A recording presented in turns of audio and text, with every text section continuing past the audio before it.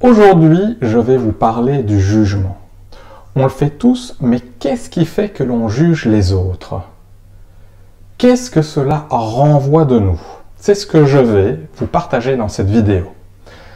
Alors, on juge quand on a l'impression de manière consciente ou inconsciente que quelque chose nous manque. On est soit trop fier ou trop humble d'admettre que ce que l'on voit chez les autres est en fait aussi en nous. Par exemple, si on regarde quelqu'un que l'on met sur un piédestal, à ce moment-là, on est trop humble, on se minimise, on se diminue. On ne voit pas ce que l'autre a, que l'on a également. Et ça crée un désalignement, on se décentre. Il y a une partie de nous qu'on ne voit pas et qu'on n'intègre pas. A l'inverse, si on s'exagère et qu'on regarde quelqu'un de haut, qu'on a de la rancœur, on est énervé, on est agacé vis-à-vis de cette personne, à ce moment-là, on est trop fier de voir ce qu'est là aussi en nous. Et de nouveau, on se décentre, on se désaligne, on n'intègre pas toutes les parties de qui nous sommes. Donc quand on est trop fier ou trop humble, cela crée dans les deux cas un désalignement, cela crée donc un vide dans notre épanouissement, et donc dans qui on est et dans notre authenticité. Et c'est lorsqu'on intègre les différentes parties de nous qu'on est vraiment authentique, que l'on s'aime pour qui on est et que l'on peut s'épanouir. Et c'est intéressant de voir que finalement chacun souhaite au plus profond de lui être aimé pour qui il est. Mais comment peut-on être aimé pour qui on est si on n'est pas qui on est avec nos opposés, avec les parties justement qu'on n'a pas intégrées? Donc quand on est trop humble ou trop fier, finalement on n'est pas soi-même. On se laisse dominer par son émotion, on voit les choses de manière subjective, on juge.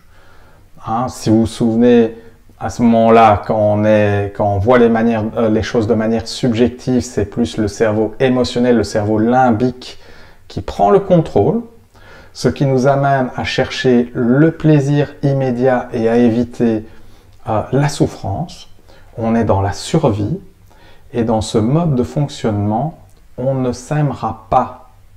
Et on ne dira pas aussi aux gens qui nous entourent comme on les aime, parce qu'on va chercher à l'extérieur quelque chose pour combler l'intérieur. Mais ça ne marche pas.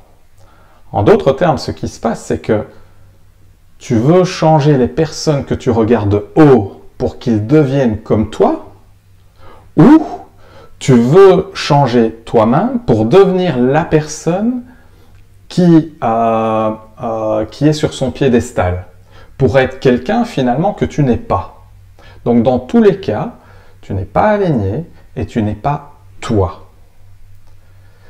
Alors quand on est aligné avec ses valeurs, avec qui on est vraiment pour soi, là on va activer le cortex préfrontal, le executive brain, la partie du cerveau qui prend des décisions de manière objective, qui a conscience de nos différentes parties, qui a une vision à long terme.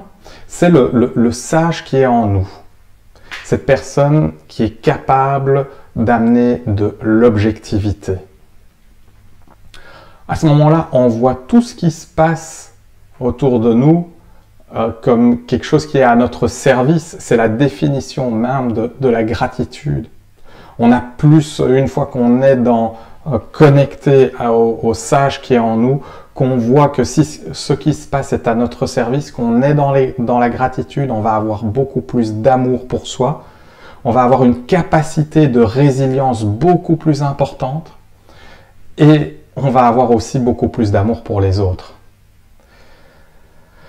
Et donc quand tu es dans l'amour, la gratitude, il n'y a rien à changer. C'est là où tu es dans la présence avec les gens. Donc la prochaine fois qu'il vous arrive de juger, posez-vous les questions suivantes. Quel est le trait de caractère qui m'irrite ou qui m'inspire chez l'autre? Et soyez précis, c'est quoi ce trait de caractère? Ou dans ta vie, tu as exprimé d'une manière ou d'une autre ce trait de caractère.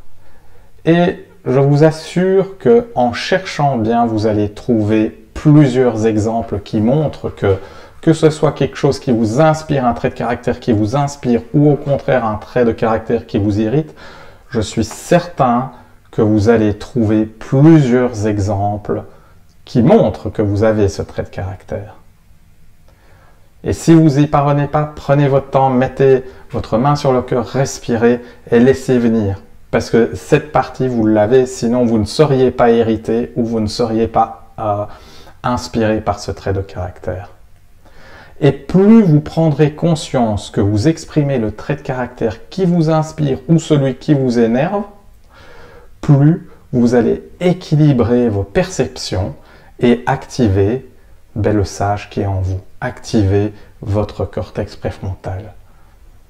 Et c'est à partir du moment où vous pouvez alors voir l'inconvénient du trait qui vous inspire, parce qu'il y a aussi des inconvénients dans le trait de caractère qui vous inspire, et l'avantage du trait de caractère qui vous énerve, c'est à ce moment-là que vous verrez la situation de manière beaucoup plus objective.